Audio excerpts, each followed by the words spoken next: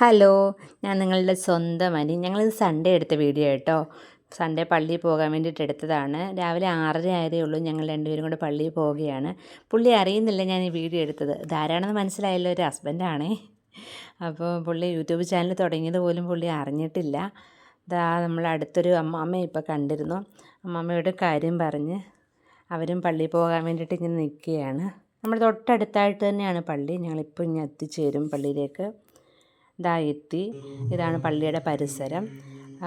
കണ്ടത്തിനകത്താണ് പള്ളിയുള്ളത്. 2018 പുതുക്കി പണിതൊരു പള്ളിയാണിത്. വിശുദ്ധ ഗീവർഗീസ് സഹതയുടെ നാമത്തിലുള്ളൊരു പള്ളിയാണ്. ഭയങ്കര അനുഗ്രഹമുള്ളൊരു പള്ളിയാണ് കേട്ടോ. ഒരുപാട് പേര് പുറത്തുനിന്ന് വന്ന് പ്രാർത്ഥിക്കുന്നുണ്ട്. ഒരുപാട് പേർക്ക് അനുഗ്രഹം കിട്ടിയൊരു പള്ളിയാണ്. അച്ഛൻ ശുശ്രൂഷ തുടങ്ങിയിട്ടുണ്ട്. അപ്പം രാവിലെ കറക്റ്റ് 7:30 മുന്നേ തന്നെ മധുബായിക്കകത്തുള്ളവർ വരണമെന്ന് അച്ഛന് നിർബന്ധമാണ്. അതുകൊണ്ടാണ് ഈ ഒരു സമയത്ത് നമ്മളിപ്പോൾ എത്തിച്ചേർന്നത്. 6:45 6:45 പ്രഭാത നമസ്കാരം തുടങ്ങും. അവിടെ സഹതയുടെ നാമത്തിലുള്ളതാണെങ്കിൽ പോലും മാതാവിൻ്റെ ഫോട്ടോയും കൊടുത്തിട്ടുണ്ട്. ചുറ്റും കാലം ചെയ്യപ്പെട്ട തിരുമേനിമാരുടെ ഫോട്ടോസും കൊടുത്തിട്ടുണ്ട്. ഈ അടുത്തിടയ്ക്കാണ് നമ്മൾ പെയിൻ്റ് അടിച്ചൊന്ന് മെയിൻ്റെനൻസ് ചെയ്തെടുത്തത്, പള്ളിപ്പെരുന്നാളിനോടനുബന്ധിച്ച്. അപ്പം ആരാധന തുടങ്ങി. ഞാൻ കയറട്ടെ കേട്ടോ, അല്ലെങ്കിൽ അച്ഛൻ വഴക്ക് പറയും. ഹൂത്തോമ ചൊല്ലുന്നൊരു ഫോട്ടോ കൂടി ഞാൻ എടുത്തിട്ടുണ്ടായിരുന്നു.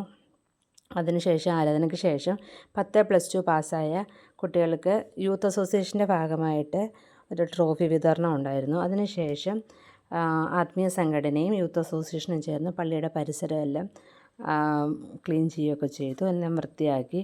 ഒരു 10-11 മണിയായി കഴിഞ്ഞപ്പോഴത്തേക്കും കപ്പയൊക്കെ പുഴുങ്ങി 3 തരം ചമ്മന്തിയൊക്കെ ഉണ്ടാക്കി എല്ലാവരും കൂടെ ഒരുമിച്ചിരുന്ന് അച്ഛൻ്റെ ഒപ്പം ഒരുമിച്ചിരുന്ന് കഴിക്കാനൊരു ലവ് ഫീസ്റ്റ് പോലെ കഴിക്കുവാൻ സാധിച്ചു.